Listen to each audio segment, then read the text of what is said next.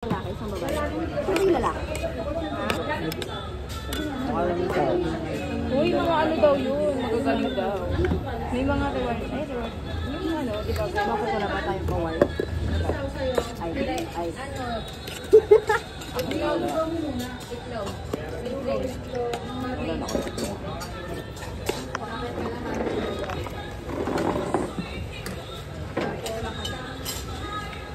Nakabili ng wire. Di ba meron ko naman?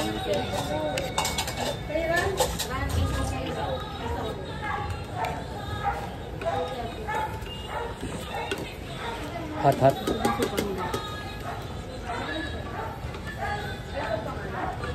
Ay mo po, Kuya Lar. Ay, ipitin siyang ko. Ba't dito ka? Gusto mo tingnan?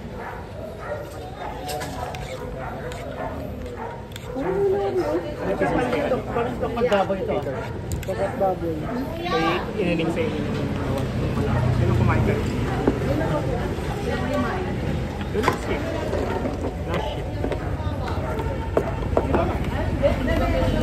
Nagay-balay kami.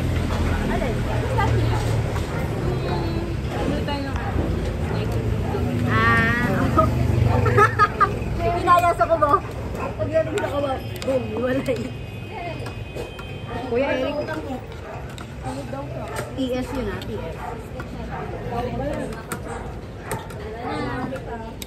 Well, endorse daw siya eh. Okay lang. Kasi ito naman.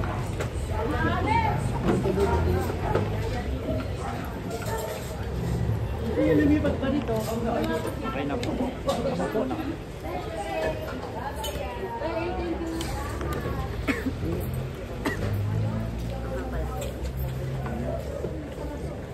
Dalhin mo kasi na ano. Alam mo ba, after nung ano niya, nung open forum, yung sa naliligan. Uy! Bakit mo ako? Binayday niya pa. Wala na yung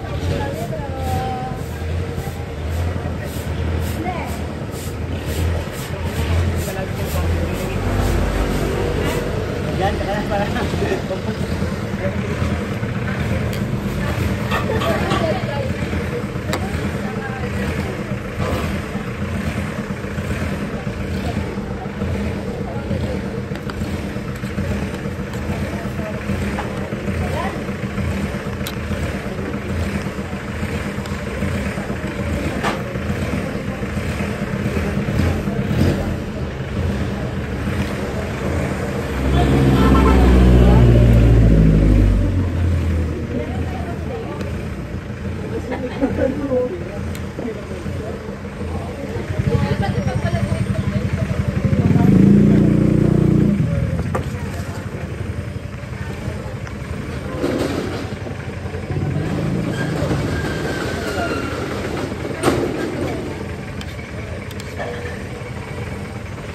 Sakay ko ba? Orchard dito sa Orchard Center. Dito kumakain mga panggabi pag break time mga alas 12. Alas 2 kasi pasok namin. Alas 2. Actually, Pasok nyo. alas 2. Alas 2. May pagkain naman kami talaga doon. alas Kaya lang kinain na nila yung kanila.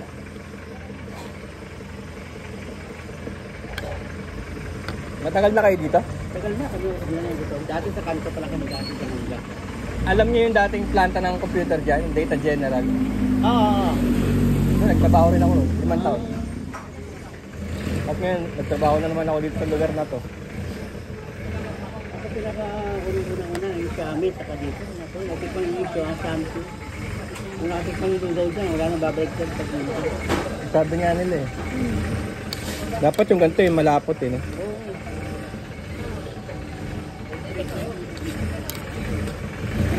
Sumama lang ako sa kanila eh. Meron kaming libre doon. Pagkain.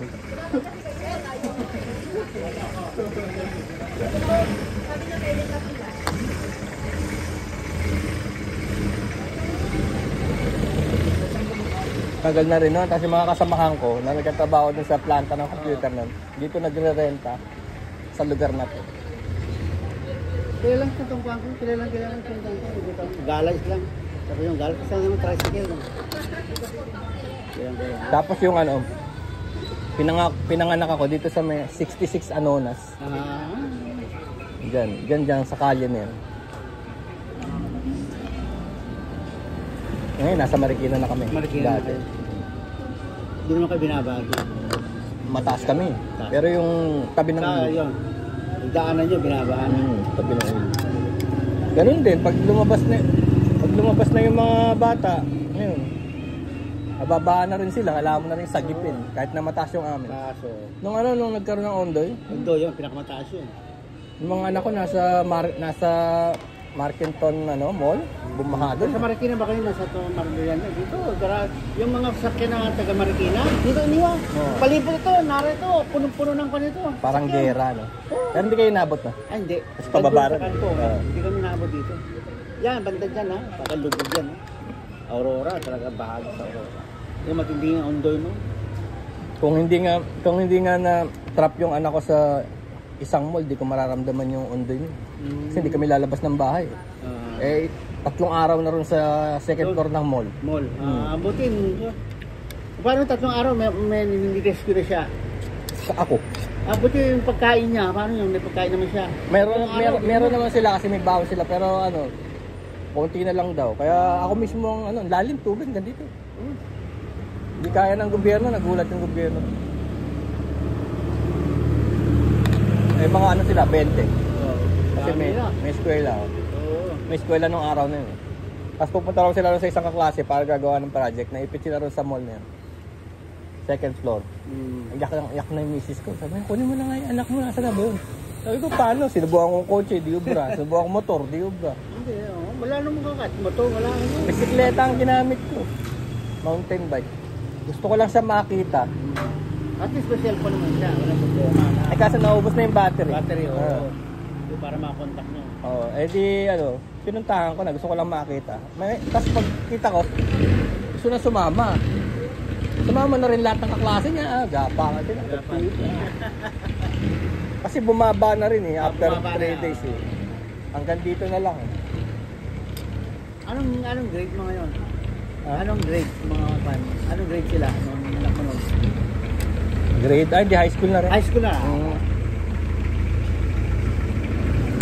Kaya nga gumagala na high school na.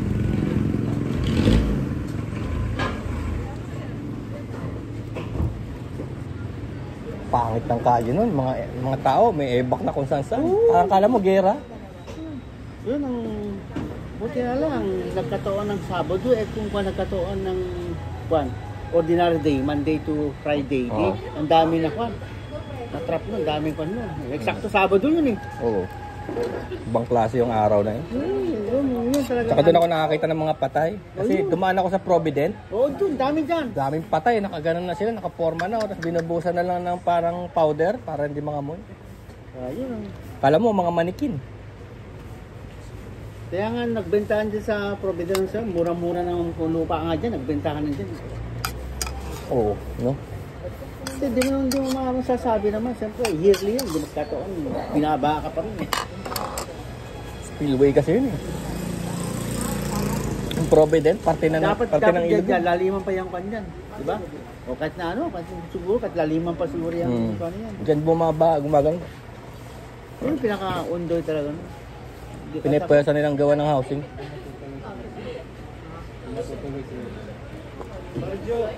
Ay! Hindi ka nag-walking? Isa pa naman to sa iya. Bukas na siguro sana.